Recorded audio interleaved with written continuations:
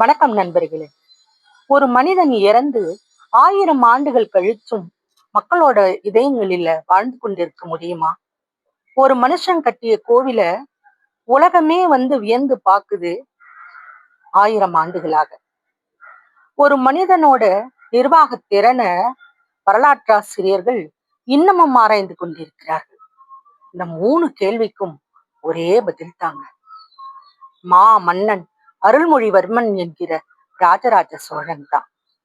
வாங்க, சோழ பேரரசோட வரலாறு என்னன்னு பார்ப்போம்.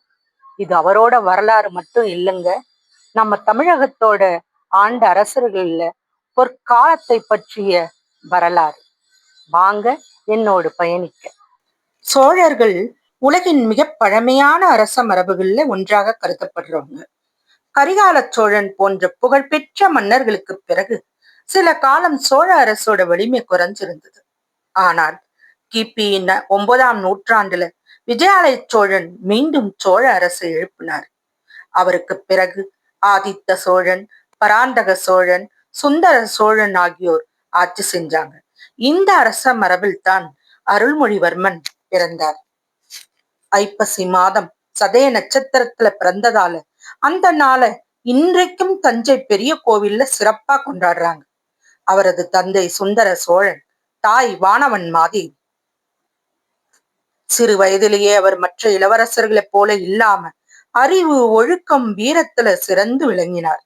அவருக்கு வாள் பயிற்சி, குதிரை ஏற்றம், யானைப்படை, போர் தந்திரங்கள் மற்றும் அரசியல் அறிவு ஆகிய அனைத்தும் கற்றுக் கொடுக்கப்பட்டது. அருள்மொழிவர்மன் பிறந்தவுடன் ஒன்னும் அரசரா இல்லைங்க. அவருக்கு முன்பு பல அரசியல் மாற்றங்கள் நடந்தன. அவரது அண்ணன் ஆதித்த கரிகாலன் மர்மமான முறையில கொலை செய்யப்பட்டார். இந்த சம்பவம் சோழ நாட்டையே அதிர்ச்சியில் ஆழ்த்தியது. அதன் பிறகு உத்தம சோழன் அரசராக ஆனார்.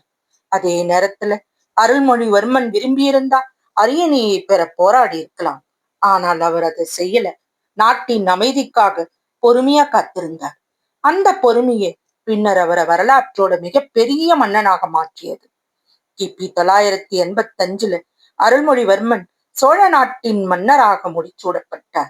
அப்போது அவர் எடுத்த ஒரு முடிவு சோழ நாட்டின் எதிர்காலத்தையே மாற்றியது.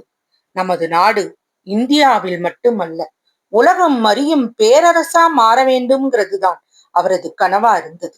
அடுத்த பகுதியில அந்த கனவை எப்படி நனவாக்கினார், எந்தெந்த போர்கள்ல வெற்றி பெற்றார், எவ்வாறு சோழ பேரரச உலகின் சக்தி வாய்ந்த பேரரசுகள்ல ஒன்றாக மாற்றினார் அப்படிங்கிறத விரிவா பார்க்கலாம்.